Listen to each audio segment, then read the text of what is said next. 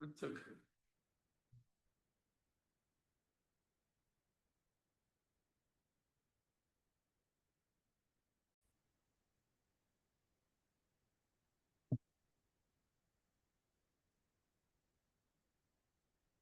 Good evening. I'm going to call this meeting to order on September 2nd, 2025. Mr. Abrams, may we have the roll call, please? Yes, Madam President. Mr. Bacon. Here. Mr. Baoki. Here. Mr. DeCosta. Here. Mr. Fosbrink. Here. Mr. Lawrence. Present. Ms. Lewis. President Martin. Present. We have quorum, Madam President. Thank you. There doesn't appear to be anyone for public comment, so I'm going to move right into the meeting. Mr.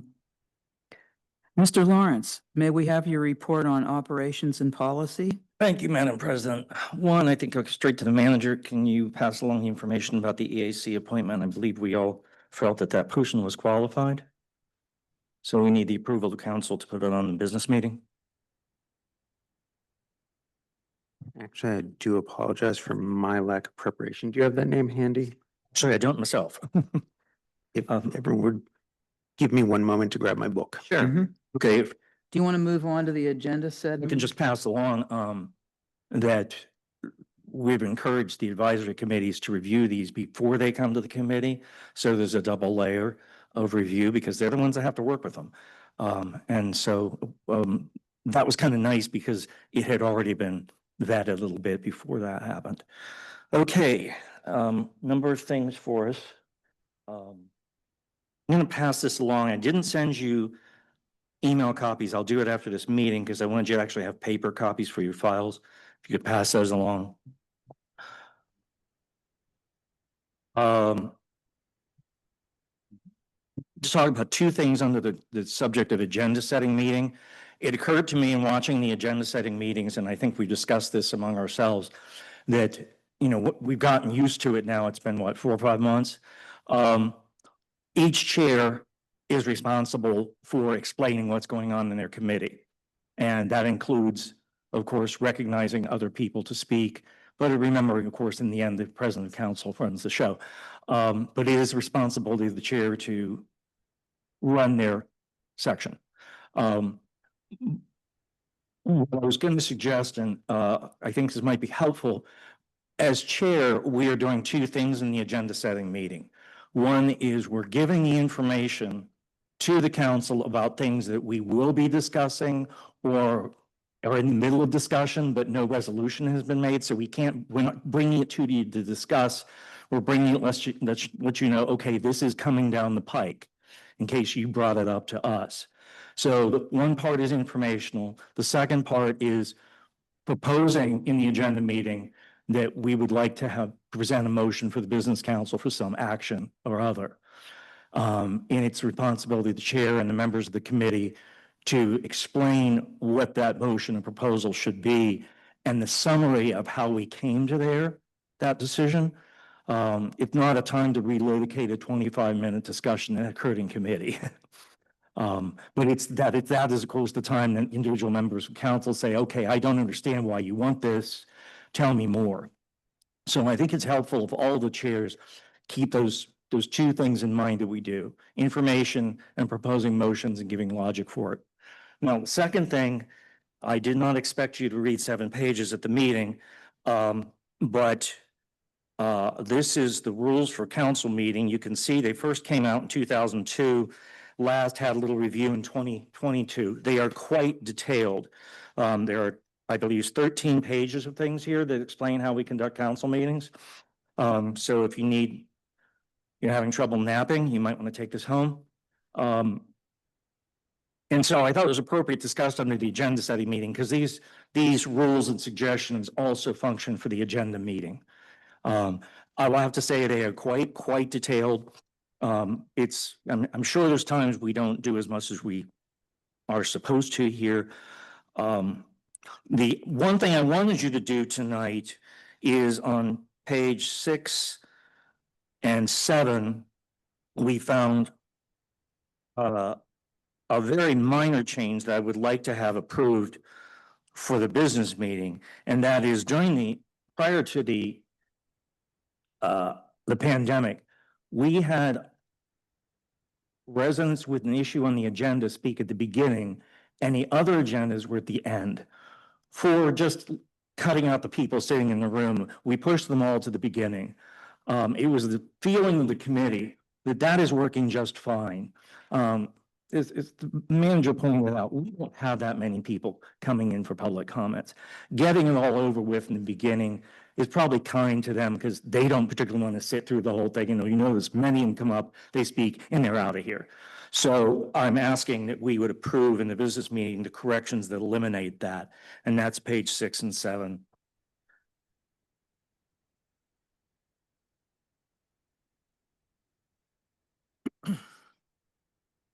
And that's the only thing for that. I'd encourage you to read it over. If you have comments about that, you can certainly send your comments to me and we can review them in ops and policies in the future.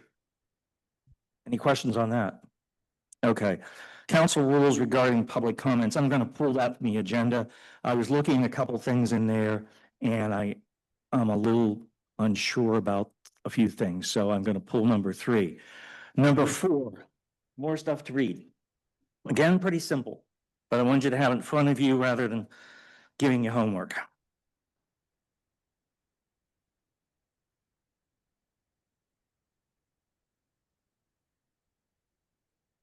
Okay, again, we're asking you to approve this in the business meeting. This is the communications policy. It is probably almost 2 years old. It went through an almost 6-month production about a year and a half ago. I think we're still comfortable with it. The only thing that came along was I have to find it myself. All right, on page 2, the back of page 2, it says approved digital communication platforms. At the time of this writing, those are the ones that are approved. The major change we're making is that any additional social media platform would have to go through the approval of council. It's a little bit of a belt and suspenders or measure twice, cut once kind of thing, because we don't expect people to make mistakes and do things on social media, but as we pick new platforms, and they can be a little dubious out there, we thought it was wiser to have basically it vetted through 2 layers, the manager and the council. That is really the major change going on there. I think there were a couple other minor phrasing, but that's really page 2 at the top. That's really where the change is. Mr. Baoki, do you have any comment on that?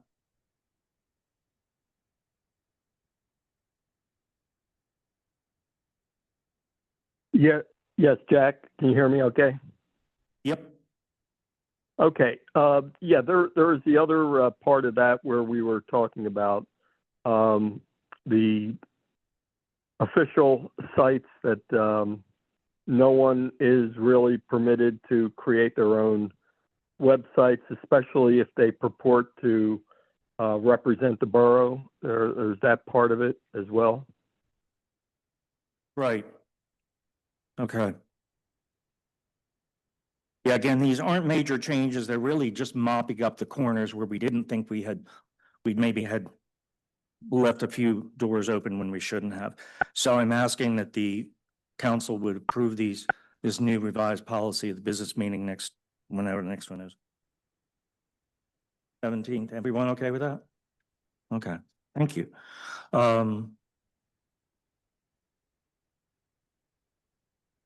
End of the communications, there was discussion that as we put together an improved Facebook page, that there will be a delicate request for the unauthorized Facebook page that's out there, that they would possibly change the name. So right now, it looks like it's a borough page, and we are concerned with that. We don't want to ruffle feathers with our residents, but that's a problem. And so we're kind of delicately going through that. Yes, Mr. Bacon? Which page are you specifically referring to? Oh, what's it called? Forest Hills Home? Forest Hills, PA. Forest Hills Community homepage. I believe it's got the PA in there as well, but it's got the Forest Hills PA and homepage. The pretty active one though. Yes, yeah. Yeah, they post things for Yeah. Savvy Citizen, and Yeah, I'm I pretty see aware. employees respond to questions on it. Thought it was pretty clear that's not an official borough. I actually, when Page. it first came, I thought it was ages ago, so. It is a concern. So no particular action has been taken at that point, but that is being addressed and was talked about in operations and policies. In management, Mr. Bayoki.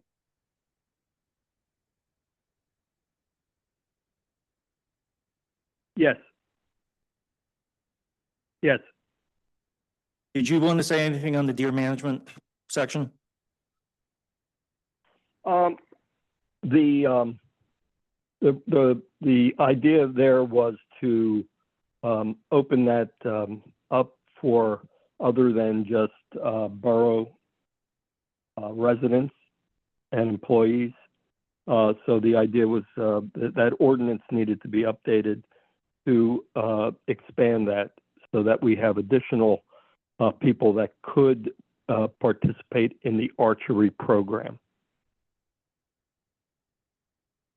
Is that something members of council would like to consider? Madam President? The recommendation that came from the USDA was that was one of the recommendations, that maybe we expand the archery program. It would still be approved by Chief Williams, but to let people in that are have the background, they're accomplished. It would be the same. We have criteria for selection as we have for the residents, but it just would be non-residents. Anyone have any comments on that? Should we go ahead Mr. with Lawrence? that? Yes, sir. Yeah, just to add to what President Martin said, the requirements that the chief follows are the requirements from the Pennsylvania State Game Commission. So, you know, that I think there was some concern about what were those requirements, but those are State Game Commission requirements that the chief follows. Thank you. Mr. Fosbury? I'm sorry, everyone. I'll address that. This came up in Public Works as well, as we discussed how it intersects with Public Works dealing with the deer. And that question did come up within the Public Works meeting of what were the requirements that the chief uses to approve folks. I will speak myself, not speaking for our committee. I don't have any problem with putting it on the agenda setting meeting and moving forward with that. The only question we had was what were the policy just says that the chief will have standards or something. It doesn't say what the standards were or are. So that was our question. But in general, for expanding it to other municipalities, the way it's written, I personally have no problem with that. Anybody else? Are we free to, yes, Mr. Bacon? Not to do the, question of policy or not, but are we considering making this a little bit more well-known then to try and get some folks from our neighbors, like, Churchill, Wilkins, others who are kind of vested in the same interest? Do we want to have like a little bit more of an outreach on this? Because I think it was very, very quietly done, even with the last year. That may have been somewhat intentional. Yes. To answer that, Oh. all the other community, are you talking about the deer culling or the idea of doing a deer culling in their area? The idea of trying to get, I'm assuming we want to open this up to other municipalities for folks to do the archery hunt, in the hopes that we will have more people hunting more deer before it comes to culling. So do we want to have some plan for actually encouraging that a little bit more? Or do we actively have people already asking for this? We've had people ask for it in the past. I'm sure we can advertise it. on approved borough website and Savvy Citizen. Word of mouth doesn't hurt. Mr. Lawrence? Yes. We did discuss this when we were talking about the deer management program as we were doing a review. And the idea was that we would find other places to post that information, archery clubs, other hunting clubs, that sort of thing in the area. So that was one of our suggestions for doing that. Thank you. Thanks for the reminder. I guess on that subject, I hate to say this, but I guess we ask our borough manager if he could kind of coordinate that. Nothing like shoving work onto somebody, you know? Between myself and the staff, we will work to do that. I do have one. Please. I am currently pulling up the originally proposed language that Ops and Policy and Public Works has seen. I believe that covers just about everyone except for President Martin. I believe you were copied on agendas. Is there anyone who has not seen the proposed language yet? I have no problem with it. I just want to make sure everyone's seen it before we put it on the agenda. Fine. Anything else on this? Chief? The only thing I want to add to this is beyond the state requirements, we do ask for a little more information than just what they require. We're looking for a little background on the person, let's say, and what their hunting experience is. And you know, again, we certainly want more of their personal information as well. Where do you live? What's your phone number? Do you have an email so we can make contact with you? I mean, again, when we would open this up to others along with the people, you know, we've had a few calls from other residents where they may be accepted into this already. They seem to meet the requirements. But for anybody that's not in town, we need to, again, gather all this information and make sure that they're vetted enough to say, yeah, we're okay with you being out in our parks and some of our areas where, you know, a lot of caution has to be taken here. I mean, you may find other people out there and you don't want to put them in danger. And again, you know, we really do like the use of the, you know, the above view look where they can look down and make their shots from there. Because again, at least when you're shooting an arrow from the top to the bottom, it's going this way, not going that way. So. Okay, Those thank are you. just other portions of that. And that'll, again, with a policy review and changing and actually creating something that's a little more policy oriented, I think we'll be fine with that. Okay. Move on then? Okay, thank you. One last thing. Parking committee update. I'll try to keep this as short as I can, but this is something that came from a long time ago and some of you've kind of forgotten. There's a car parking committee out there. I think we first met last April or March. There were a couple specific issues about parking policy in the borough that came up. But the committee, when it met, just as background, determined that this was the time to look at all of our parking policies around the borough. Some of them are 60 years old. Some of the signs, example I'll give, we finally took down signs that were said no parking for more than 2 hours during the day because we didn't want the kids from Churchill High School parking. And I found some along Braddock Road the other day. That's only 45 years ago. And to it. Yeah. Hey, I'm surprised you could even read them anymore. We did get quite a few, get some movement the last time. I think the main thing that we wanted to pass along to the council was there's this long-standing policy of not allowing overnight parking from 2 to 6 a.m. on certain streets in the borough where there are garages. That policy is very old, and it's into the midst of time why it was there. And that was one of the ones we wanted to look at. Now, what the conclusion was that we would recommend that Chief Williams, as well as the borough manager, would consider moving signs in a couple small targeted areas based, if I remember, on the number of tickets and number of requests you get to park overnight, because we do allow you to park overnight. You just have to call up and say, I'm staying overnight. That may indicate, and that would have to be then vetted by the borough manager and the chief of police. No, that's not a street we want you parking on. The other thing, emphasized that the first thing that was done in addressing this question was the borough manager spoke to Public Works. Okay, if we do this, is this significant to you? And the answer is basically for street sweeping, no, we don't sweep between 2 and 6 in the morning. Yeah, maybe for snow plowing, but snow's 24 hours a day. I mean, okay, if we knew it was only going to snow from 2 to 6, we put the signs up. So I think they agreed that that was not something that their world was going to end if we went ahead with this. So at this point, it's an experimental, let's try it. I believe, if I remember, the suggestion was once the couple streets are suggested, a flyer will go out to people on those streets, and we'll go for at least, I believe, a 60-day test period to see if this is a good idea or bad, and then come back. Yes. The streets haven't been recommended No, yet. we're not even there yet.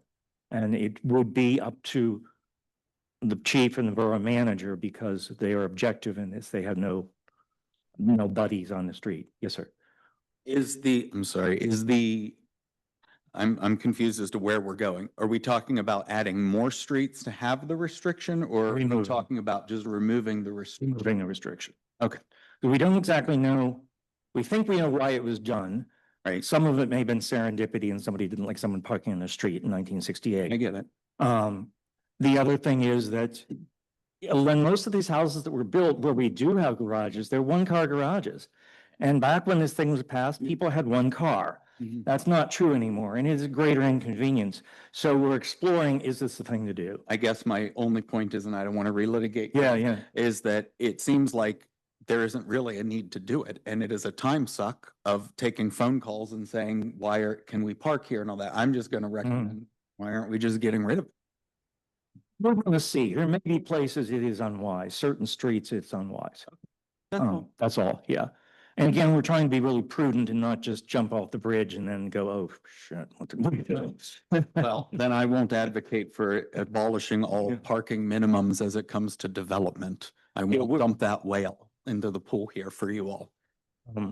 The other thing that was brought up is there are some other things that will have to be looked at. We've got rules on the books regarding pickup trucks that again go back to the 1980s and need to be addressed. And then, of course, we'll have to look at the parking overnight in the borough parks. But that's where we are. Does anyone? Yes. Just to add in to sort of fill in a little bit more of my subjective feeling as a member of the parking committee and Mr. Fosbrink's remarks, I think most of us are feeling like it is going to end up to the mass elimination of a lot of rules, but we just want to be careful so that there's no backtracking we have to do at any point. Thank you. That's a good clarification. Now I can point out that Mr. Abrams found some absolutely ridiculous signs regarding snow removal that vary across the borough. And it's just, we've got 60 years worth of crazy quilt going on. I think that is it for my committee, Madam Chairman. We just wanted to get the EAC member. Oh, yeah. Do you have that, Mr. Abrams? I do. The member that is being recommended is Lauren Heidingsfelder. I believe everyone has her information, but she has a master's degree in environmental science and management from Duquesne. She works as a biologist in the public sector. She's a certified master watershed steward and through Penn State Extension, and she volunteers with the Allegheny County chapter, amongst other things. Let's put her on the agenda. Let's move with this one. You were hooked at Duquesne, right? So, yeah. Okay, again, if you look over, that's 13 pages of rules. If you want to pass anything along to me in the next couple months, feel free. There's no urgency to do it, but I did want you to have a paper copy. Who else reads their homework when I send it by email, all right? Again, Madam Chairman, that concludes my lengthy report. Thank you, Mr. Lawrence. For the Finance Committee, is there anything? I don't believe there's anything to report other than a quick update that we are currently working on. Budget is the big issue. And in our last meeting, we discussed the benefits of having public meetings as we go through the budget process and trying to give more information to the public. So that's it, other than the general approving bills stuff for the agenda meeting. Thank you, Mr. Fosbury. Moving on then to Borough Property, Mr. Bacon. Thank you. I don't think we have anything that we want to bring forward to the business meeting this month, so I have some general updates. The Westinghouse roof was examined, and we had some warranty checks from the roofing company. However, that did not seem to have anything to do with the bowing of the nice interior wood paneling in the big interior area. Seeing a look from Mr. Brett. Do you want to have more information on that? Or what went on with the paneling? There were people that looked and saw on the inside that the wood on the roof of the inside of Oh, the yes. Westinghouse Lodge appeared bowed. Yeah, when the fireplace was in place, I don't think anybody, On the other side of the room too. yeah. Because of the age of the building, it was not. It had a wave to it. People may not have. So forth, but, it definitely, because when they put the wood trim around, you could see that it had more prominent now than it was before. So I can look at it though. We had some good pictures of it before. I noticed it and I was just concerned that there was water leaking into the new ceiling or Well, something. definitely like if you see that, you want that. Yeah, to, yeah. anytime you think you see a change, especially with the roof, because they do have a good warranty with it, and you just always want to follow up with it, so. Yeah, there seemed to be, when you walk in,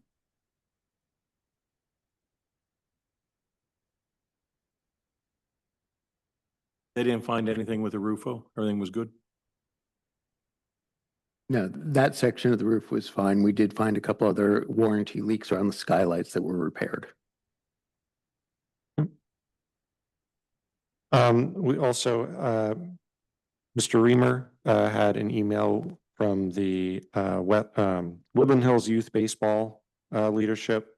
And they're just looking to collaborate further with some materials from their side and then some presumably public works labor from our side, hoping to just do some very, zero obvious cost to the borough or other sort of collaboration on that to hopefully get resources aligned to improve the field for next year.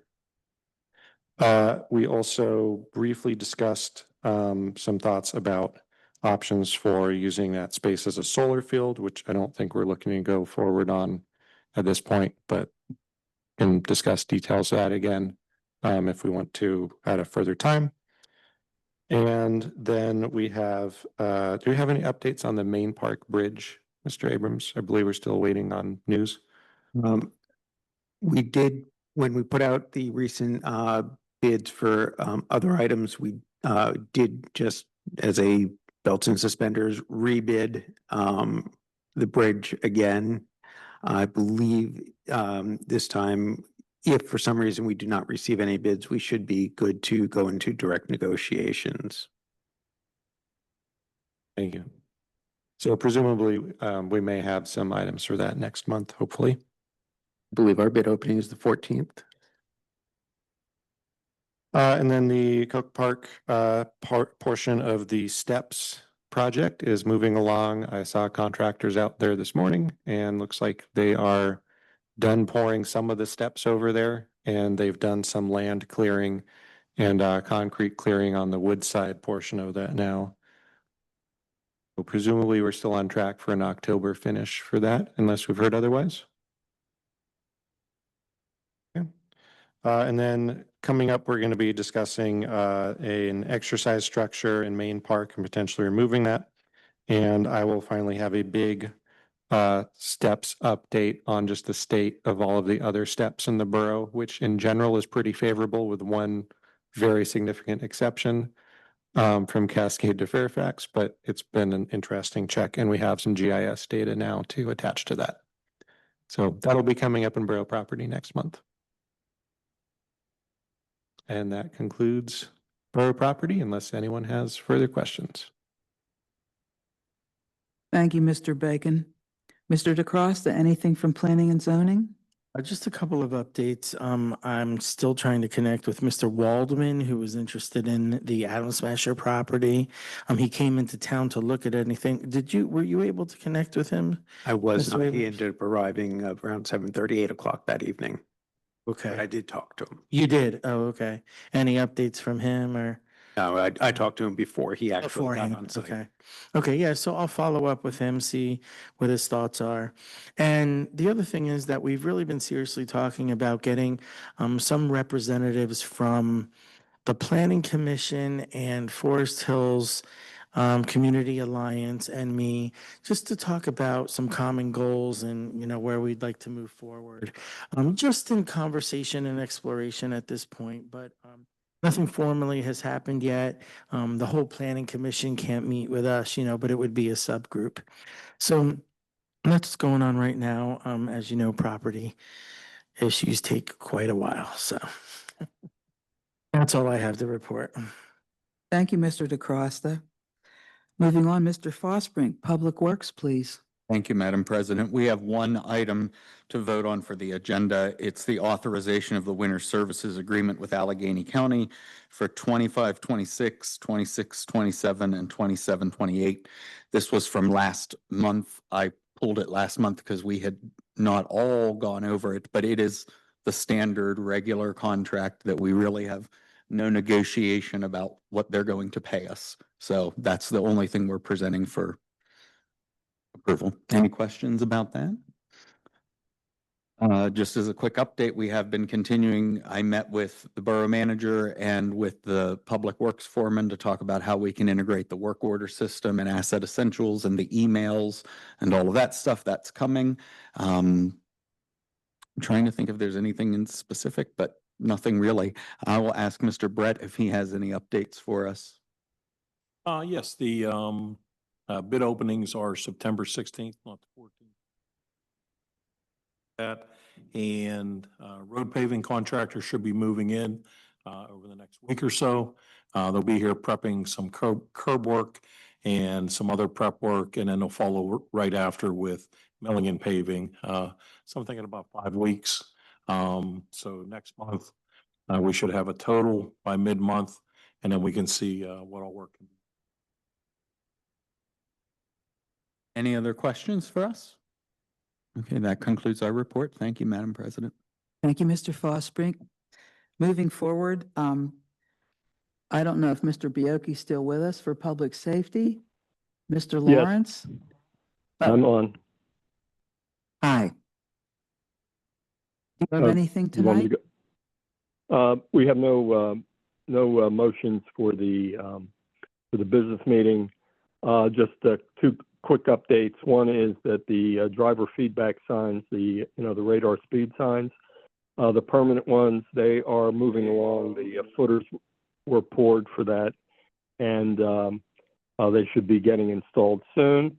And we were told that some of the pavement markings, crosswalks and stop lines, they would be refreshed shortly. So that's all I have.